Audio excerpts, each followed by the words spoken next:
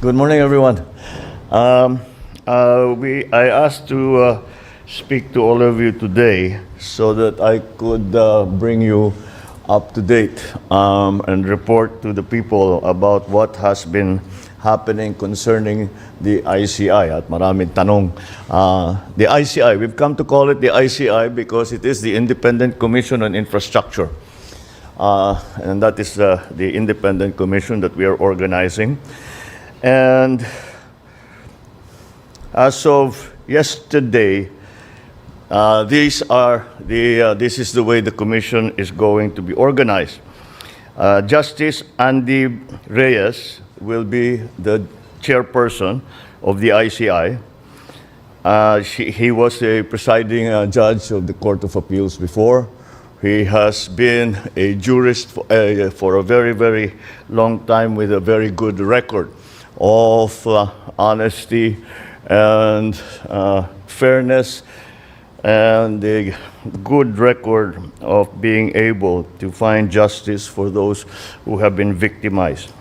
And together with him are, of course, Babe Singson, who I think is familiar to everyone as the former DPWH secretary.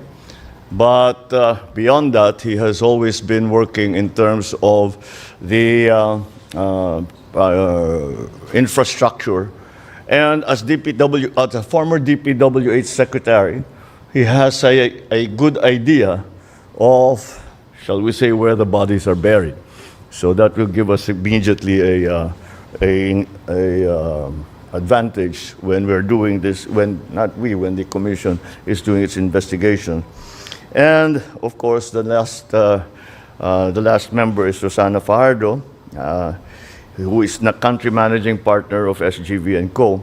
She is a certified public accountant, and she has, again, with her experience, and we are hoping to take advantage also with some of the experts that they have in SGV in terms of accounting, forensic accounting, all of these things that will be necessary.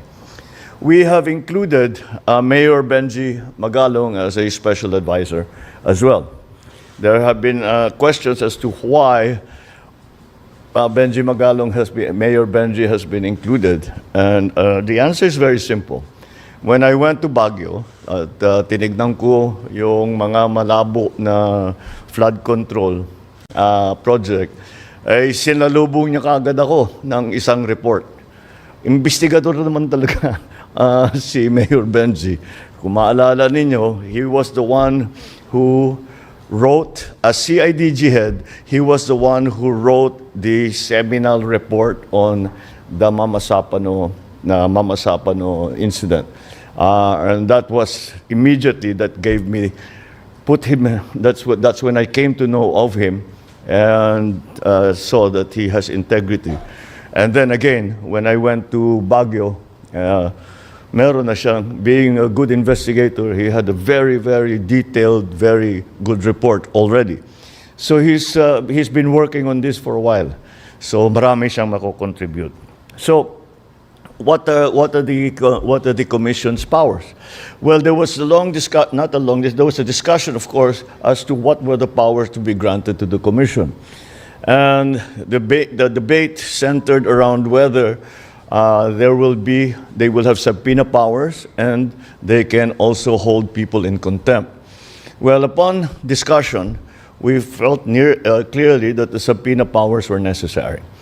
However, the contempt powers, the power to hold people in contempt, I think was not necessary, simply because this is not a prosecutorial body, this is an investigative body. So what the commission will do is that they will investigate. They will call people in. They will subpoena records. They will conduct hearings. And once they have their findings, they will forward those findings to the proper agency. Should it be the Ombudsman? Should it be the DOJ?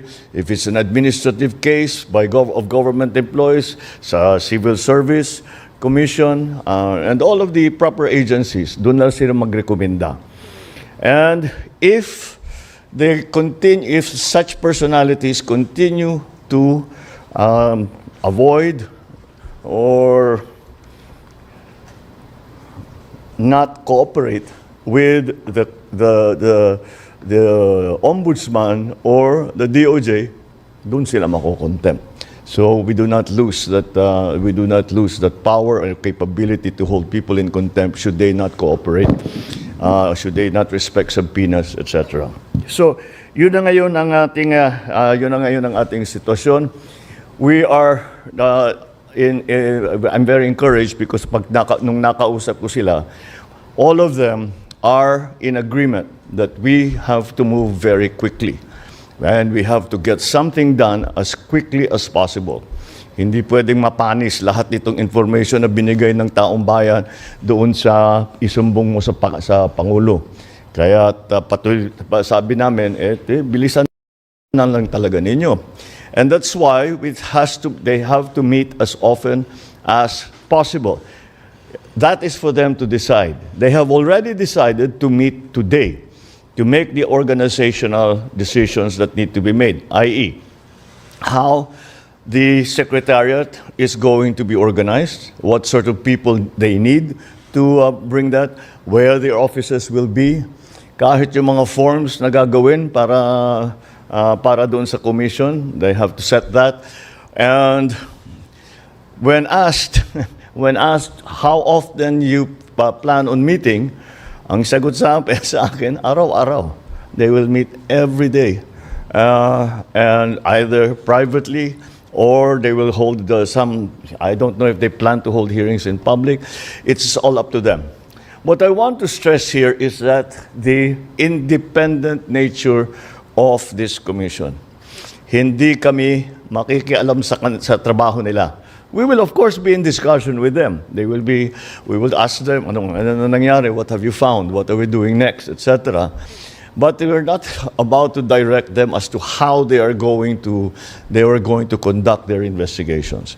And we are going to leave it up to them. As a matter of fact, in our discussions with them, they also said, may we make suggestions, may we make proposals so as to the procedure for bidding, for all these contracts, para hindi na maulit ito.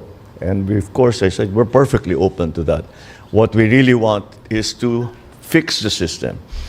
I was very encouraged because in my meetings with Justice Andy yesterday, sabi niya, we have to make it nothing less than a turning point in the conduct of governance in the Philippines. We have to make a change. And it is a fundamental change in the way that we do business. There also have been questions as to why the scope of the investigation is over 10 years, or the last 10 years rather. The answer is twofold. The practical answer is this: COA is only required to keep records for 10 years. So those are the records that we know we have, na nakakasiguro tayo na matulungan yun. Pangalawa doon, kaya't we'll do it for as long as possible dahil marami na tayong napag-usapan at isa sa napakahalaga para sa akin, malaman paano tayo napunta sa ganito. Ba't nagkaganito yung gobyerno natin? Paano nangyari ganito yung naging bidding? Paano nangyari na ganito ang naging pagbigay ng kontrata? How did this evolve? Dahil sa experience ko sa local governments, experience ko sa legislature, hindi naman ganito.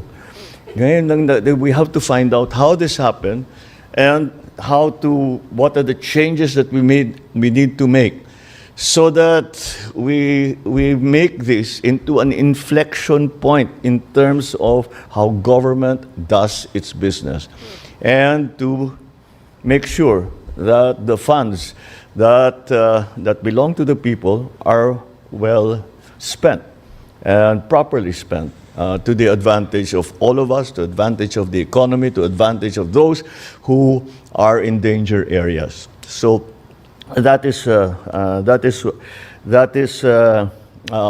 why the 10-year period. Those are the two reasons, basically, why the 10-year period was specified. To go further, we are actually now, since we have canceled all flood control projects for 2026. Those savings, we already put a menu. Kaya para nga, unang-una, kahit na for the budget na sinusulat ngayon, kailangan na maliwanag na mapupunta sa tamang lugar. And so we have made a menu for our legislators to follow and say that all insertions, all changes made can only be made to the benefit of these agencies here. We'll give you this. You can take a picture now, but we will give you a proper image. And they basically cover education, agriculture, health, housing, infra, ICT, labor, social, energy. Pero ibang nature nito. So that is the first step that we are taking. The other step that I was a little surprised to find out was that kapag tinanggal na yung rule na dati na kapag may project ang national government sa isang LGU, pag tapos na yung project, kailangan i-accept nung mayor, kailangan i-accept nung governor. Kati barangay captain, kailangan tatanggapin niya, titignan nila. And this is an important safeguard.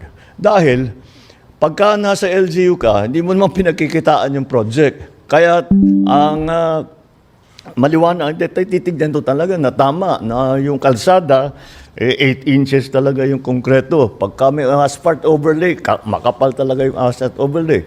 Yung flood control, lahat yan.